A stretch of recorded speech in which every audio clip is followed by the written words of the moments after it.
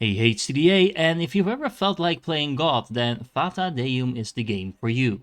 In this game, you will be playing a god, and you're going to go up against other gods that each have a different type of personality that determines on how they want to convert people to their side, and how you do that is completely up to you. There's different types of settings, but I'm just going to go with a very basic early start so you can really see what the game is about.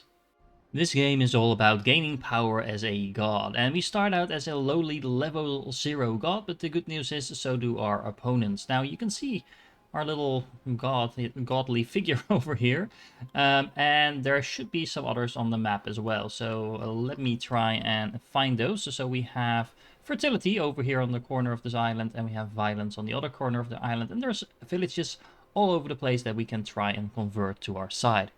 The way in which we do that is by finding a village and specifically finding the followers in that village and moving our godliness around. As you can see, it's following my mouse cursor.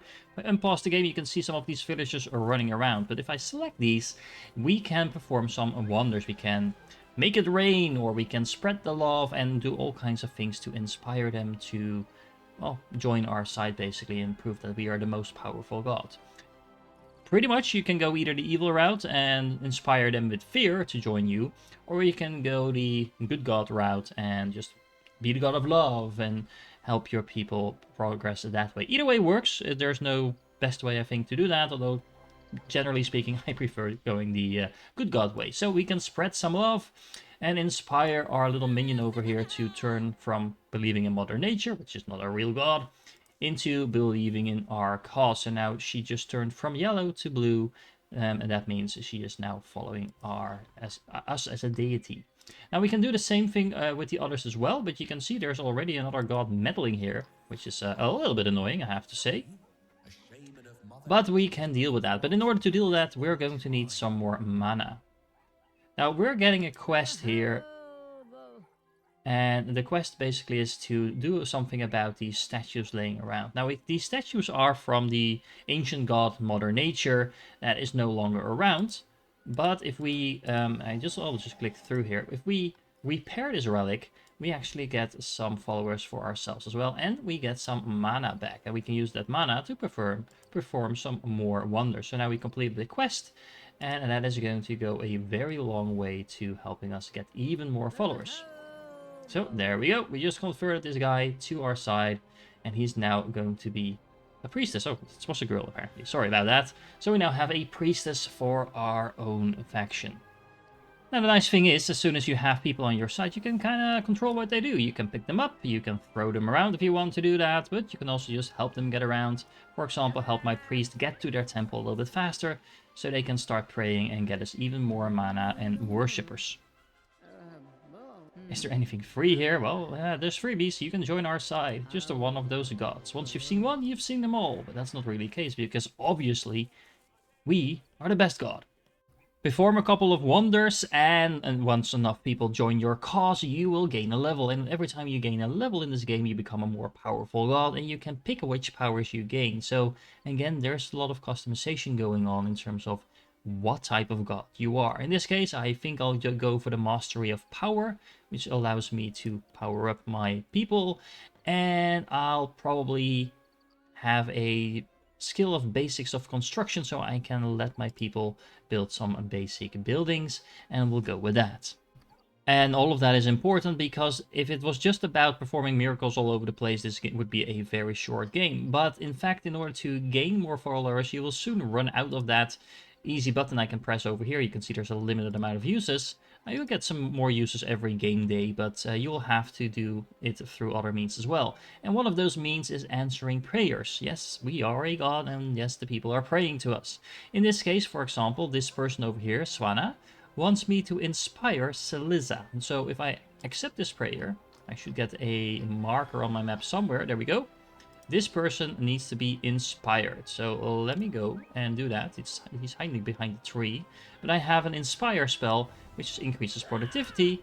There we go. This person is now inspired. So I just answered a prayer, and by doing so, gained a little bit more faith from my followers. And of course, any god worth its salt is going to be taking care of his people. And in order to do that, you can check their health if they get damaged, for example, by the evil deeds of another god. You can maybe heal them. But it's also very important to manage their energy level because they will be producing things and they will be trying to expand their city, but they can't do that if they're completely exhausted. And that also will mean they're less productive. So productivity and energy level are things to manage. Constitution is of course going to be helpful to make sure that they can actually do their jobs without getting tired. So these are all things that we can influence with our spells. Now the reason we want to do that, for example over here, we have a farm. This is going to be producing food depending on how many people work there. What I can do is say, okay, hey, you are one of my followers. You go to my farm and you can start working here. There you go. Now this person is assigned to the farm to grow some food, and every time we get enough food, we can start growing the number of people in our village. You can see I currently have 12 people in this village, but I can have up to 36 of them, so there's plenty of room to expand. Speaking of expansion, we can do more than just one village at the same time. Ideally, you have as many villages going at the same time, because of course more followers means more power. If you're wondering why the map looks different, I actually had to reload my game. I forgot to save it, so that's the only reason that we are looking at the new map. But other than that, it's all the same. You can see that violence and fertility are both in the north, and they, for whatever reason, are expanding very aggressively to my side of the map. So they seem to be fighting over Esris over here, but Helmal, that's how you pronounce that, is completely by itself. So I think I'm gonna take a village to this city as well and start converting my last few villages over here. Now I say last few villages, but that is just using this very easy conversion spell. This is just going to give me a guaranteed convert. But what I can also do is, for example, by inspiring them, make them happy, and this has a lower chance of converting, but if you perform enough miracles around town, people will start believing in your cause as well. There are different ways of expanding your villages, but one very effective way of doing that is building a tavern so people get energy from that. I mean, I usually feel tired after a long night of going out, but apparently that's different for these guys. Now, in this game, you can't just say, okay, build this, and people will just instantly start running towards it and build it in a few minutes. However, you can speed things up if you want by, again, taking control of your people and dropping them right into the construction spot, and they will start working on it. Now, they do need to have the resources for that. Luckily, I already had some wood in this village. And we also have a woodcutter over here, we have a farm, we have a temple, and we have this main village center that also allows us to produce a little bit of food and wood. So all in all, we have a lot of our basics covered. We're not really producing stone just yet, but I think having the tavern up and running first is going to be beneficial in terms of making sure when we don't run out of energy. You can't just keep spamming miracles because you will run out of mana, and again, having more mortals makes it easier to keep your mana level up.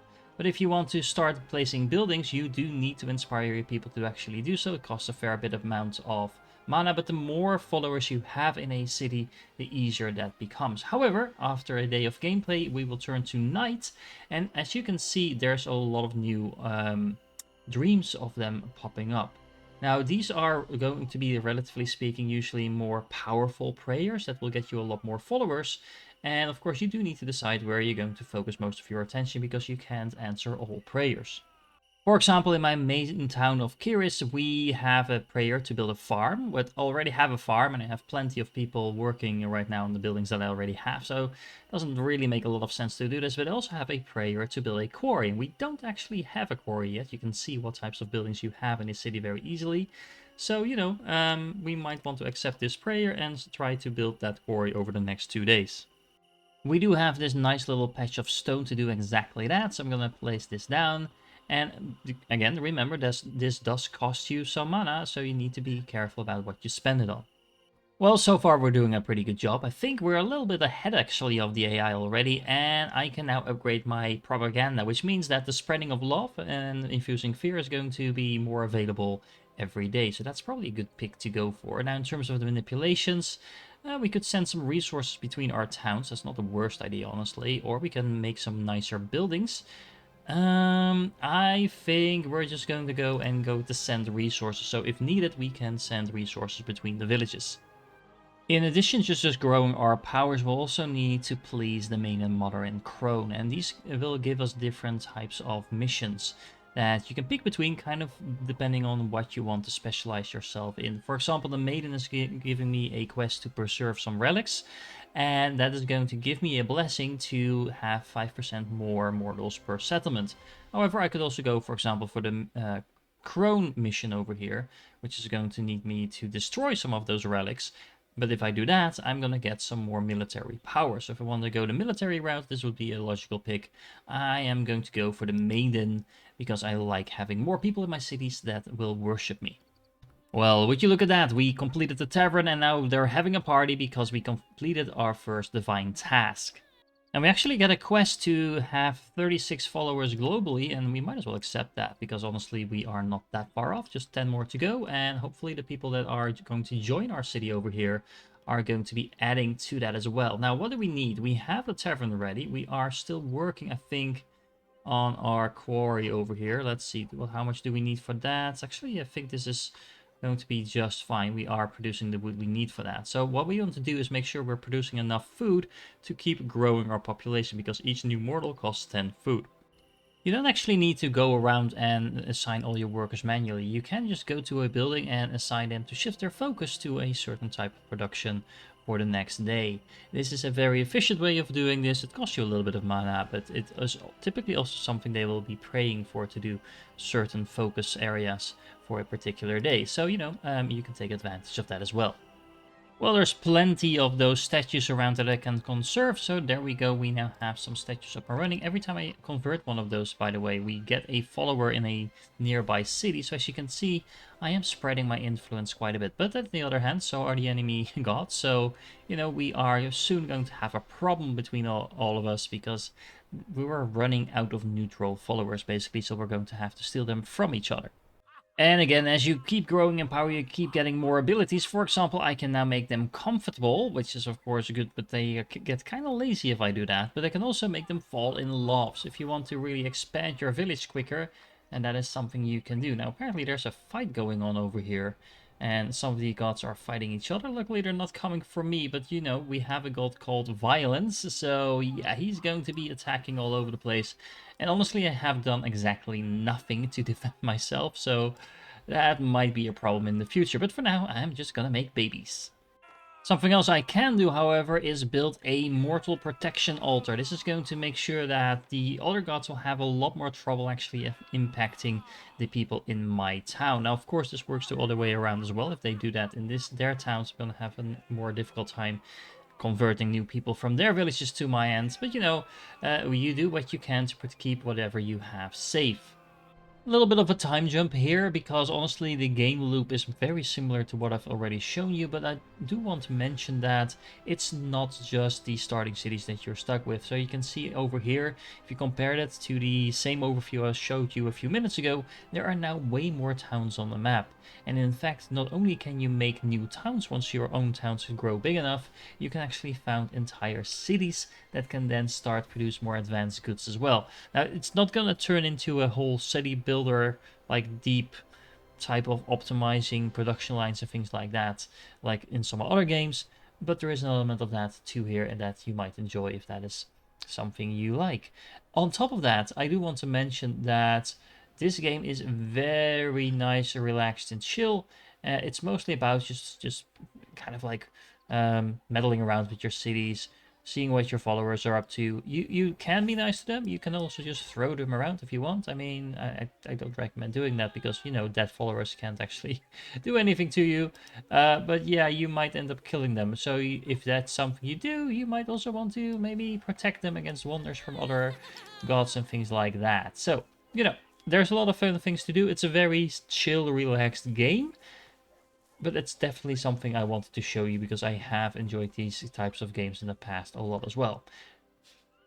Let me know in the comments if this is a type of game that interests you, but even if it doesn't, I am going to leave you for the last 2 minutes of this episode with a song that is from the original Black and White games, that has been living rent-free in my head for over, I don't know, it's probably close to 20 years now, and I am still every now and then singing this song. So I apologize in advance if this is going to trigger you, but it wasn't too good of an opportunity to let it go. Either way, if you're still here, you are awesome, and please enjoy the next 2 minutes.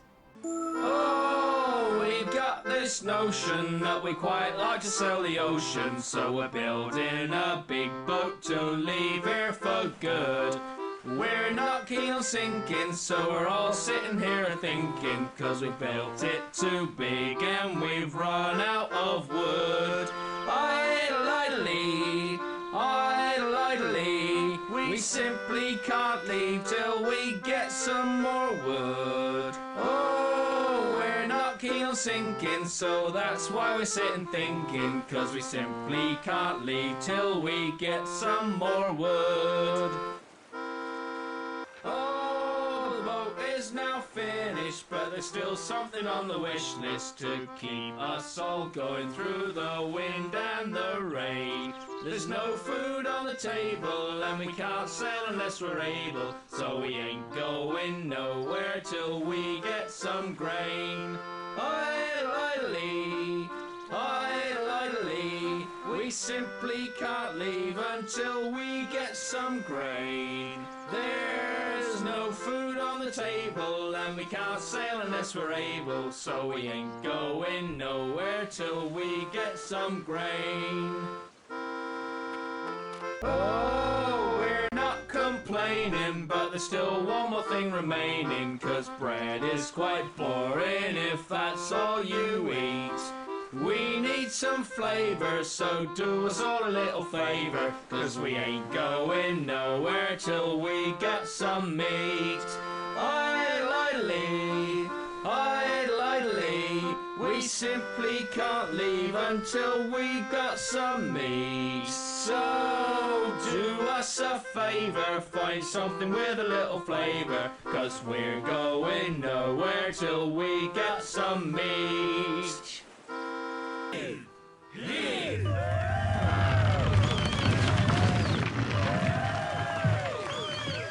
Thank you, Highness. We won't forget you, you know.